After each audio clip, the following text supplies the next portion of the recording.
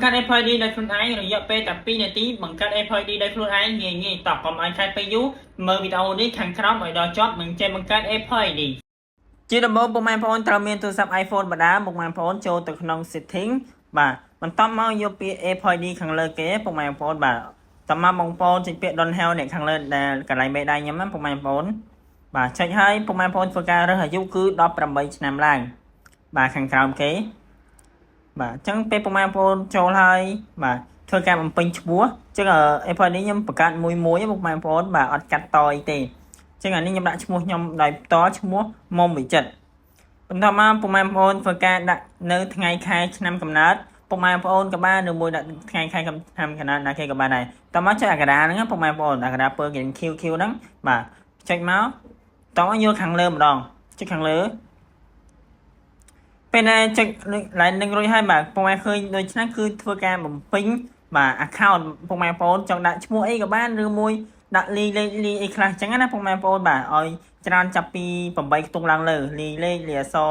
ហើយដាក់អក្សរតូចទាំងអស់ពុកម៉ែបងប្អូនបន្តមកចុចពាក្យ continue ខាងក្រោមគេហ្នឹងចុចពាក្យ create email address ចាពុកម៉ែបងប្អូនមើលដល់ជាប់ទៅគឺខ្ញុំបង្កើតមួយទេបន្តមកធ្វើការបំពេញ password ត្រូវមានអក្សរធំមួយពុកម៉ែបងប្អូនបើដល់មានលេខឲ្យលើ8ខ្ទង់ដូចគ្នាផងខ្ញុំងាយស្រួលក្នុងការចាំខ្លួនឯងទេ password ផងខ្ញុំបាទធ្វើមិនឲ្យដូចគ្នាទាំងលើទាំងក្រោមហើយមានអក្សរធំមួយហើយកន្លែងហ្នឹងពុកម៉ែបងប្អូនធ្វើការបំពេញលេខទូរស័ព្ទដៃបាទប្រភេទទូរស័ព្ទដៃដែលអត់ដែលបានបង្កើត FID តែលេខទូរស័ព្ទខ្ញុំដាក់ដំបូងនេះគឺដោយសារលេខខ្ញុំធ្លាប់បង្កើតច្រើនអញ្ចឹងហើយបង្កើតអត់កើតទេអញ្ចឹងខ្ញុំធ្វើការដាក់លេខទូរស័ព្ទរបស់បងប្រុសខ្ញុំបានបង្កើតបានអញ្ចឹងណាបាទចឹងលេខនេះខ្ញុំបង្កើតរួចហើយបន្តមកវាឲ្យយើង verify លេខកូដ6ខ្ទង់ដែលវាផ្ញើសារទៅក្នុង SIM ផាន់ខ្ញុំដែលបានបំពេញមិញហ្នឹងបាទប៉ុន្តែខ្ញុំខ្ជិលឲ្យវាផ្ញើសារមកបាទខ្ញុំយកអាទី3នេះទៅគឺមិនបាច់មានលេខកូដក៏អាចប្រើបានដែរព្រោះនេះដឹងយកទី3ពុកម៉ែបងប្អូនបាទមើលឲ្យតន់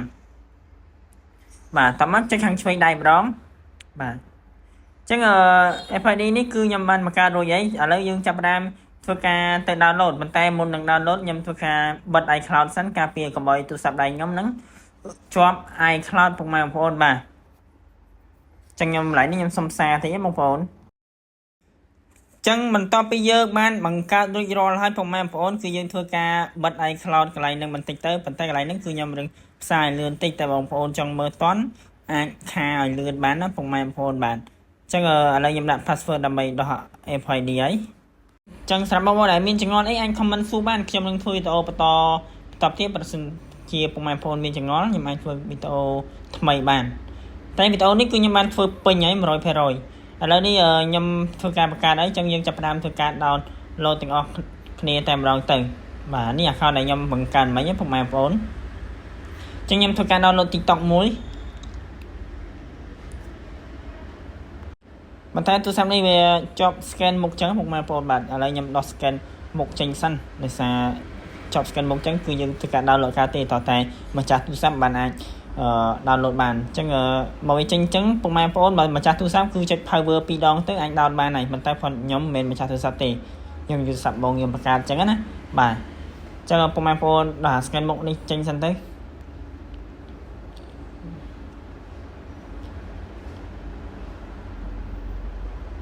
ចឹ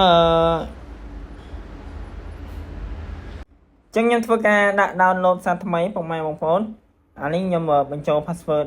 FID ដើម្បីធ្វើការ download ចឹង TikTok ខ្ញុំគឺ download បានហើយនេះតែចេញពី continue ហើយបាទ